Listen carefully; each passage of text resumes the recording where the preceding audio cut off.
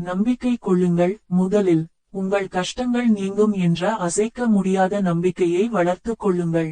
நான் எப்போதும் எனது பக்தர்களை கைவிட மாட்டேன். ஆழ்ந்த நம்பிக்கையுடன் என்னை வணங்குங்கள். கடமையை செய்யுங்கள். பொறுமையுடன் இருங்கள். கஷ்டங்கள் உடனடியாக விலகவில்லை என்றாலும் பொறுமையை இழக்காதீர்கள். ஒவ்வொரு பிரச்சனைக்கும் ஒரு தீர்வு உண்டு.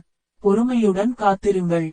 அன்பையும் கருணையையும் பரப்புங்கள். மற்ற உயிர்களிடம் அன்புடனும் கருணையுடனும் நடந்து கொள்ளுங்கள்.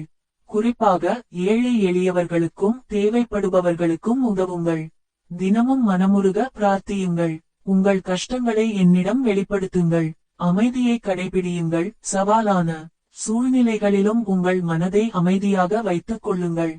கோபம், பயம் போன்ற எதிர்மறை உணர்வுகளிலிருந்து விலகி இருங்கள். அமைதியான மனம் தெளிவான முடிவுகளை எடுக்க உதவும். இந்த அறிவுரைகளை பின்பற்றி என்னை வழிபட்டால் உங்கள் கஷ்டங்கள் நீங்கி வாழ்வில் அமைதியும் ஆனந்தமும் உண்டாகும்.